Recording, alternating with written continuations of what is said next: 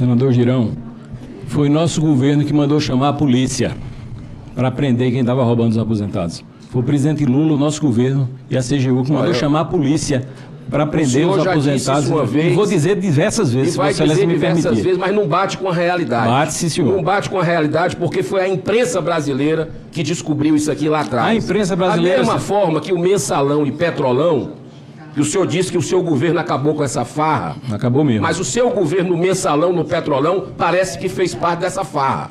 O Brasil quer saber a verdade. Os brasileiros foram roubados. Pessoas que trabalharam a vida inteira e mais para ter uma velhice digna. Pessoas que estão trabalhando. Porque foram roubados tantos que já recebem a aposentadoria, os que têm direito à pensão, mas os que estão contribuindo para ter daqui a pouco. Então esse caso é o mais cruel. A gente já viu Mensalão, Petrolão, né, como diz o atual vice-presidente, na época ele dizia, essa turma quer voltar à cena do crime. E nós estamos vendo aí algo que pode ser muito maior. Já se estima que junto com os descontos e com o escândalo dos pensionistas, já possa chegar a mais de 100 bi. Esse estrago feito, que exponencialmente aconteceu nesse governo. Eu sou favorável que se investigue todos os governos.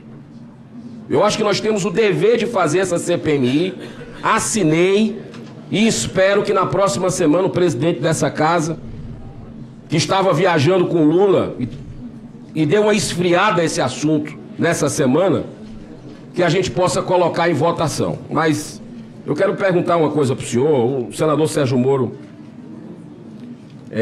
foi aqui, de uma certa forma, questionado pelo senhor, que veio aqui para responder.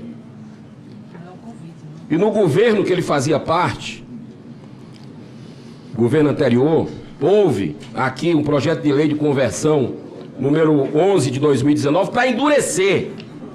Foi uma medida do governo anterior, para endurecer exatamente o controle, a fiscalização, para evitar fraudes. E eu não sei se o senhor tem conhecimento da votação. A votação foi 55-12 para endurecer. Os 12, a população vai atrás para ver quem foi que votou contra. Muitos estão nessa sala, inclusive. Importante que a verdade venha à tona, porque a coisa parece que lá de trás já existia má vontade por controle, para fiscalização disso.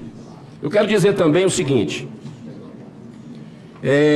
que o governo Lula, se tivesse um pingo de consideração com os mais pobres e menos favorecidos, já começava desde já a juntar dois ministérios, o do Trabalho e da Previdência Social, e deixar de gastar.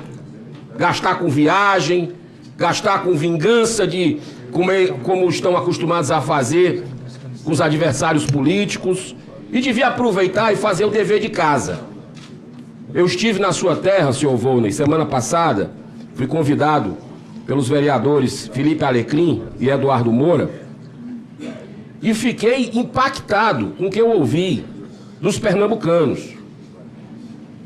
Estão estarrecidos com esse escândalo, e como o ministro Lupe já caiu fora desse barco que está afundando, que não se sustenta, pela sua história, que eu andei pesquisando, acho que o senhor devia cair fora também enquanto é tempo. Porque isso aqui, e eu vou insistir na pergunta do senador Sérgio, no primeiro semestre do governo Lula, quando a conselheira Galete alertou formalmente sobre as frases, eu pergunto ao senhor, o senhor considera aceitável ter ignorado um alerta formal sobre o esquema fraudulento contra os idosos? O senhor considera aceitável? Porque o senhor assinou a ata da reunião, o senhor estava lá. E um detalhe, senador Sérgio Moro, o ministro Lupe disse que não aceitou discutir naquela reunião, mas se comprometeu a colocar na próxima, na ata da próxima, e não colocou. E o senhor pediu para colocar? Queria lhe fazer essa pergunta. Veja, não era atribuição minha discutir qual é a pauta do Conselho Nacional de Previdência Social. Quem define a pauta do presidente social é o ministro. O secretário executivo não tem competência para agir nisso, eu já expliquei e volto a dizer. Tá, eu lhe pergunto aqui, mesmo não sendo a sua responsabilidade direta, mas o senhor era o secretário executivo. O senhor lembrou ao ministro Lupe que ele se comprometeu de colocar na próxima pauta? O senhor, que é funcionário público de confiança, insistiu para que se buscasse a verdade com relação a esse assunto, que poderia ter evitado esse escândalo todo? Quero saber isso. E se o senhor pede desculpa à população por não ter cumprido o seu papel, como cidadão, inclusive, de pedir para incluir na pauta esse assunto desde junho de 2023. Senador Girão, foi nosso governo que mandou chamar a polícia para prender quem estava roubando os aposentados. Foi o presidente Lula, o nosso governo, e a CGU que mandou chamar a polícia para prender os aposentados. Vez, vou dizer diversas vezes, se vai dizer diversas vezes, mas não bate com a realidade. Bate, sim, senhor. Não bate com a realidade, porque foi a imprensa brasileira que descobriu isso aqui lá atrás. A imprensa brasileira... Da mesma forma que o Mensalão e Petrolão, que o senhor disse que o seu governo acabou com essa farra. Acabou mesmo. Mas o seu governo no Mensalão, no Petrolão, parece que fez parte dessa farra. Então a gente está numa situação aqui que eu quero voltar à CONTAG.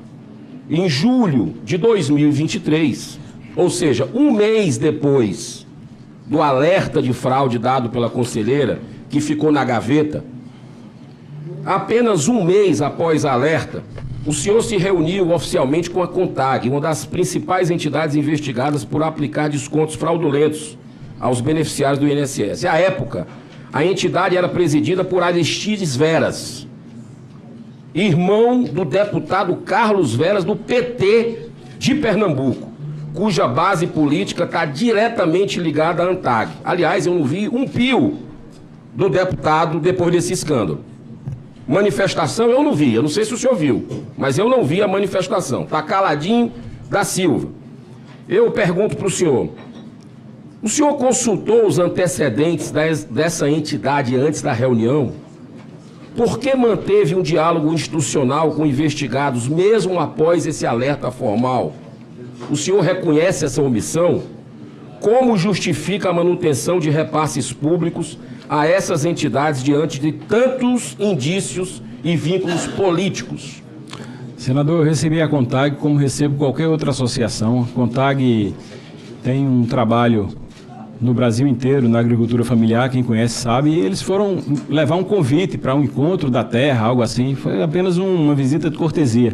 Recebo a CONTAG, ela deve ter percorrido todos os ministérios, todos os órgãos públicos, porque é uma praxe receber essas associações. A CONTAG eu recebi por isso, tenho inclusive o ofício que recebi nessa data. E mesmo diante do alerta formal, o senhor não perguntou a ela? A CONTAG? Sim. Perguntar à CONTAG? Sim, não havia essa investigação, senador. O senhor recebeu a CONTAG durante o período. Que período, senador? Durante o período, que já período, tinha um alerta de 2023. Não tem alerta, tem uma solicitação da Tônia Galete pedindo para demonstrar o crescimento da curva. Esses dados que Vossa Excelência soube, que eu soube, que a imprensa soube, que o Brasil soube, só vieram à tona depois da deflagração da operação em 2022, quando nós mandamos chamar a Polícia Federal, de 25, para chamar a Polícia Federal e acabar com essa farra, como de fato acabamos. É importante a gente lembrar aqui que quem revelou para o Brasil esse escândalo foi a mídia brasileira. A mídia brasileira foi que revelou lá atrás. Então, agora, os senhores sabiam. Se revelou lá atrás... Desde 2023, os senhores sabiam. Senador, me permita. Se revelou lá atrás, revelou ali em 2020, como o Fantástico mostrou ontem, do Jornal Nacional. O Jornal Nacional demonstrou ontem que estava na imprensa uma denúncia formal à Polícia Federal. A Polícia Federal investigou e arquivou. Então, se for para considerar o que a imprensa falava, vamos ter que começar a responsabilizar o que aconteceu para trás. Eu só quero dizer a Vossa Excelência que eu, muito francamente, posso lhe dizer, o meu intuito, quando assumi o Ministério, eu tanto vim de bom grado e vim bem intencionado e a convite para compor e para ser ouvido nessa comissão. Da mesma forma, eu aceitei a convocação e o chamado do presidente Lula para ser ministro da Previdência nessas circunstâncias. E já disse no começo, não estou deslumbrado por ser ministro de Estado numa situação dessa. Eu tenho consciência da tarefa... O senhor é cota pessoal do presidente Lula? Ou é o PDT que... Não, todas as indicações de ministro são indicações que o presidente Lula faz. Mas eu quero dizer que eu assumi esse cargo de ministro consciente da responsabilidade da tarefa que me impõe, da serenidade com a qual tenho que me portar como ministro de Estado. E quero virar a página desse fato, ressarcir os aposentados, buscar os culpados e fazer com que nenhum aposentado ou pensionista seja prejudicado. Essa foi a determinação do presidente Lula. Deixa eu falar com o senhor. As fraudes, eu estou caminhando para o final, tá, presidente? As fraudes se intensificaram de forma inédita entre 2019 e 2024. Em 2019, com 27 mil reclamações sobre descontos indevidos no meu INSS, 4 associações foram suspensas em 20 dias. Os convênios foram cancelados e 57 milhões de reais foram devolvidos aos beneficiários. Tudo isso sem a necessidade da ação da CGU da Polícia Federal. O governo anterior, o governo Bolsonaro, tomou a iniciativa de partir para cima, de resolver aqui, de endurecer essa questão. Agora eu pergunto para o senhor, já no atual governo, o número de reclamações explodiu no seu governo, no governo que o senhor tem orgulho de dizer, no meu governo. O número de reclamações explodiu para mais de 470 mil. Olha só, de 27 mil no governo anterior, passou para 470 mil o número de reclamações. Mesmo assim, o Ministério da Previdência ignorou alertas formais de conselheiros, auditorias da CGU e investigações da Polícia Federal, mantendo os convênios ativos com as entidades suspeitas. Eu pergunto para o senhor se considera isento, totalmente isento, de responsabilidade por essa omissão? Senador, é importante dizer que esses dados só foram tornados públicos a partir da deflagração da operação. Ninguém conhecia anteriormente o tamanho, a monta dessas fraudes. Portanto, isso só se tornou público depois da operação. Aquela velha história que não sabia de nada, né? Antes disso, nós recebíamos as informações do INSS. O INSS é um organismo que tem autonomia, ele tem corregedoria, ele tem sistema de controle interno. Nós recebíamos as informações que eram repassadas, inclusive eram essas as informações que nós respondíamos os requerimentos de informação dessa Casa e da Câmara dos Deputados, com base nas informações que eram repassadas pelo INSS. Não chamou sua atenção, então, de 27 mil? Não, aumentar a quantidade aqui? Porque esses números não estavam colocados, nós não recebíamos esses números. Para Vossa Excelência ter uma ideia, houve uma auditoria no próprio INSS, em 2024, uma auditoria que identificou muita coisa, muita falha, muita ação e omissão. Muitas coisas foram identificadas nessa auditoria do INSS e ela só chegou ao meu conhecimento, essa auditoria, os resultados e o relatório dela, após a deflagração da operação em abril de 2025. Eu mesmo só soube dela quando o ministro Carlos Lupe, o ex-ministro Carlos Lupe,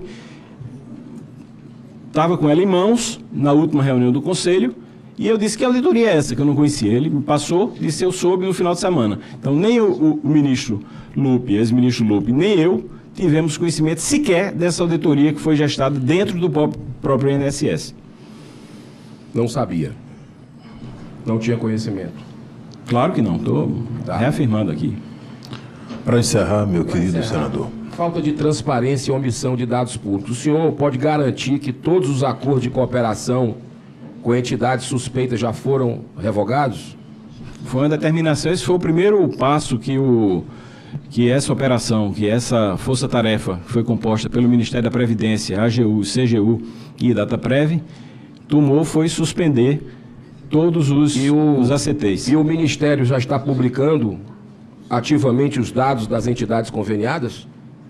Seu Ministério, que o senhor está à frente, ele está publicando ativamente os dados de entidades conveniadas atualizando isso? Sim, esses dados agora são públicos e agora eles estão mais evidentes ainda por conta da operação. A CGU está levantando todos esses dados. Coisa estranha aqui. Por que o boletim estatístico de 2024 está defasado? E o portal da Transparência Previdenciária traz apenas dados de dezembro, até dezembro. Há tentativa de maquiar informações para esconder o colapso do INSS? De forma nenhuma.